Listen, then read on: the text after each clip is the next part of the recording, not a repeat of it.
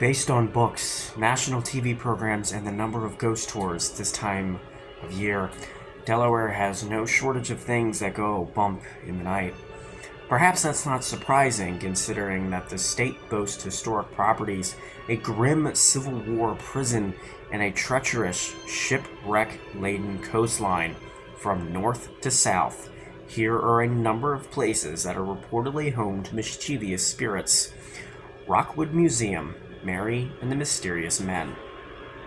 Built between 1851 and 1854, the Rockwood Mansion was initially a retirement home of Joseph Shipley, a distinguished merchant banker who designed the house to resemble an English country estate.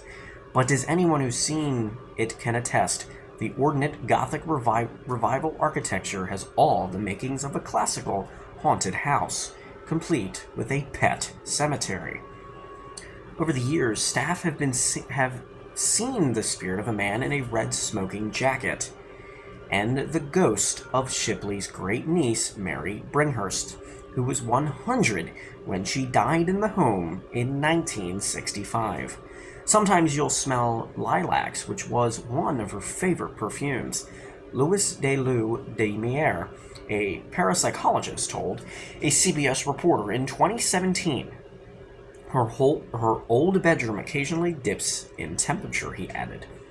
The basement is supposedly home to a spirit called the Shadow Man, and some have seen the ghost of a dog. Other unexplained occurrences, including floating orbs and the disturbing sounds of shoes on the stairs. News about the possible hauntings became so widespread that in addition to the CBS segment, the property appeared on the sci-fi show Ghost Hunters in 2015. The mansion plans to hold ghost tours this Halloween season, pending COVID-19 restrictions. The address is 4651 Washington Street Extension, Wilmington, Delaware.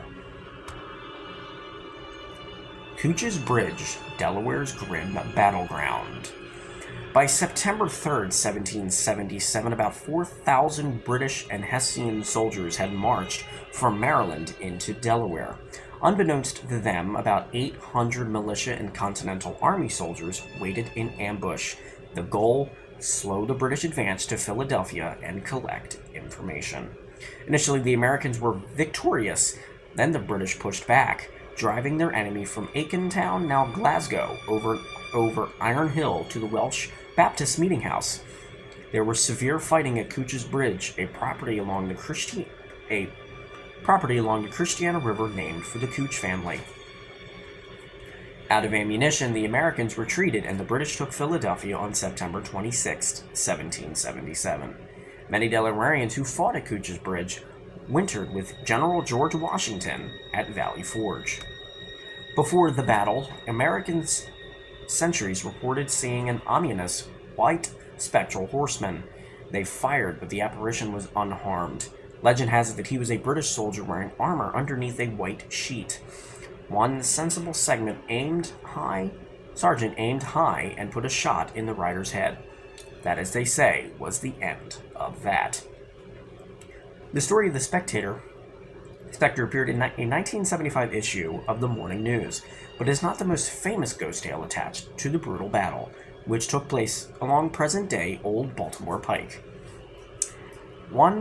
On foggy, moonless nights, a headless British soldier is said to wander along the road near the haunted battle site, looking for the head of a cannonball struck from his shoulders. Since the Americans did not have cannons, he would have encountered friendly fire. No wonder his spirit won't rest. Others maintain that the ghost is American Charlie Miller, who was decapitated by a British cannonball. Regardless of the theory, many locals believe the area to be haunted by the tormented spirits who died during times of war. Today, the Pennaker Heritage Museum's collections include the painting The Ghost of Cooch's Bridge. Visit the facility to learn more about the only Revolutionary War battle on Delaware soil at 2029 Sunset Lake Road in Newark, Delaware. The Dickinson Mansion, the penman of the American Revolution. Popular Hall, the former home of John Dickinson, is considered by many to be one of Delaware's most haunted houses. The home witnessed many years of war and destruction. After it was built in 1739 by Judge Samuel Dickinson, a British raid caused damage in 1781 during the Revolution.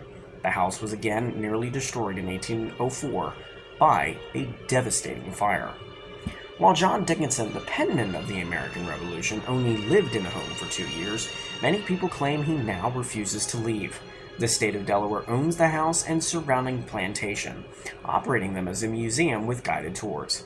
Many people have reported strange sounds coming from the study of John Dickinson, namely the sound of a quill pen scratching across parchment paper.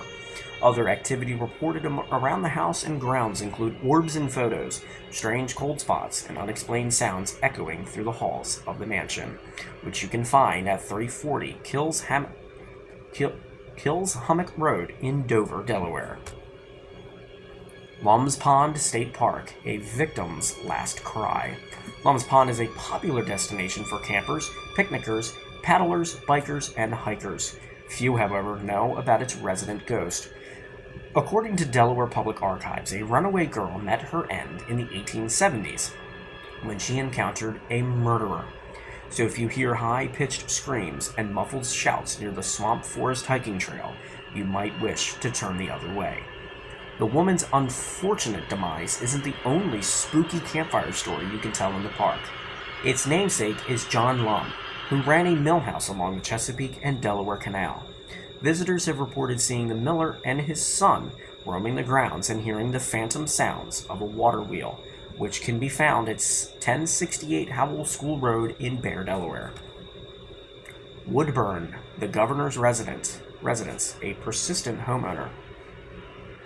The Woodburn ghost is so well known that Delaware.gov devotes an entire page to him. The old spirit's origins date back to Charles Hilliard III, who built the circa 1798 Georgian home. Son-in-law and daughter Dr. Martin W. and Mary Hilliard Bales purchased the home from his estate. In 1815, the Baleses were entertaining a Methodist preacher at breakfast when the hostess asked him to lead them in prayer. He suggested they wait for the other guests. Puzzled, she told him there were none. The preacher, however, had passed a man in a powdered wig, knee breeches, and a ruffled shirt. He'd seen Charles Hilliard III. Since then, others have also seen the ghost, who, during his life, loved his wine. If you leave him a glass at night, it will be gone by morning, many have vowed. Governor Sherman Tibbetts' wife, Jean, decided to test the theory by pouring a glass for Hilliard on several occasions. Alas, it was still full in the morning. At some point in the past 200 years, perhaps, Woodburn's ghost discovered a 12-step program, which that can be found at 151 Kings Highway, Southwest, Dover, Delaware. Krabby Dick's, the Memorial Maid. People who love blue crabs head to Krabby Dick's, which serves Delaware's favorite crustacean with a waterfront view. Paranormal enthusiasts, however, head to the building because it's reportedly haunted. John Bouchette is a believer. In 2005, shortly after Bouchette and Dale Slaughter purchased the old Delaware City Hotel for Krabby Dick's, Bouchette slept in one of the rooms and dreamed a chambermaid told him to leave. A year later, Nancy Meyer of Court TV's Psychic Detectives channeled a spirit who said a former maid named Sandy was haunting the building. For more things that make you go, a restaurant customer recalled that a maid had died in the hotel. The ghost is said to flick the lights on and off to keep people from the 4th floor. If you see a face peering down at you from an upper story, relax. It might be one of the dummies Bouchette moves around the hotel during Halloween. But do take a second look. It might be Sandy waiting for you at 30 Clinton Street, Delaware City, Delaware. Fort Delaware, misery loves company. The mere mention of the intimidating fortress on Pea Patch Island once instilled fear in Confederate soldiers' hearts. It was spoken by all who have been confined there as a perfect hell on earth, wrote the Confederate prisoner who counted himself lucky to be interred in Ohio. After battles in Gettysburg and Vicksburg, the prison's population topped 12,000. In all, more than 2,650 people died here. Many fell victim to the 1864 smallpox epidemic, but prisoners also succumbed to poor living conditions. It's no surprise to paranormal enthusiasts that a place like this is widely considered one of the most haunted places in Delaware. There are so many ghost stories surrounding the fortress that local author Ed Okonowicz wrote the book Civil War Ghosts at Fort Delaware. He noted that some people have seen men in damp gray uniforms wandering around the coastline on misty nights. The lost souls are likely the escapees who drowned in the Delaware River's swift current. Okonowicz led ghost tours on the island, and he reported that many participants heard strange noises and saw a man in a cloak carrying a lantern. In 2014, park historian Laura Lee was camping on the island with a Boy Scouts of America troop when she heard steps approaching her quarters. When she went to investigate, she was alone. But in the meantime, someone had balled up the sleeping bag she carefully spread on a bed, which can be found at 45 Clinton Street, Delaware City, Delaware. Cannonball House. The Caperish Poltergeist. Owned by the Lewis Historical Society, the Cannonball House is named for the cannonball that struck the foundation in April of 1813 when the British bombarded Lewis. Built around 1765, it's been a restaurant, laundromat, and a private home of pilots, including Captain David Rowland. Reportedly, his family member Susan lost her life when her skirts brushed against the hearth and caught fire. Since the society bought the property in 1963, there have been some mysterious happenings. One door won't stay shut, even when it's been nailed closed. In another incident, a worker left his tools on a bench at the day's end. The next morning, they were on the floor, as if someone had carefully placed them there. A key once went missing from the lock of a displayed 16th century Spanish chest. Since workers had accidentally shut the lid, everyone assumed that the key had fallen inside the chest, which had locked. While cleaning the property, a maintenance man slumped upon a coiled rope no one had noticed before. The key was underneath. Susan is a playful but a more aggressive spectator might occupy the society's nearby Rives Holt house. While investigating the structure's basement, the late Rick Coward, founder of Delmarva Historic Haunts, felt something or someone touch his arm. Someone is up close and in your personal space, he said after the experience, but you can't see anyone. He found the experience hard to forget. This is found at Lewis Historical Society, No. Ship Carpenter Square in Lewis, Delaware. Honorable mentions, more mysterious folklore and legends in the first state. The Abbey Sea Bed and Breakfast in Bethany Beach has been said by some to have 3 haunted rooms. Room 1 had a copper tub which was reported to shake violently from time to time.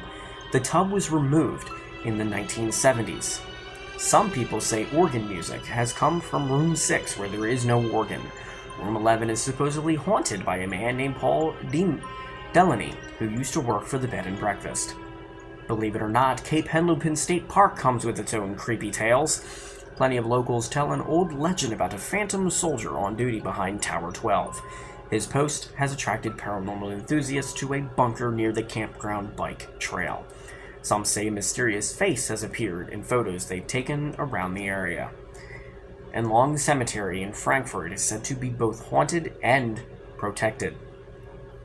Frankfurt locals say a cowman creature hangs around the cemetery acting as a caretaker. Teens and young adults who plan to party at the graveyard have been scared away by legends of the cowman. The ghost of a man with cat-like features. It is said by some that if you knock 3 times on his above-ground tomb at the center of the cemetery, will sabotage your car, so you'll have trouble leaving the cemetery. It's hard to say where the legends originated, but many people in the area have reported car troubles when trying to leave the cemetery. I am Dr. See You in Your Dreams, and yes, I will see you in your dreams tonight. Sleep tight, everyone.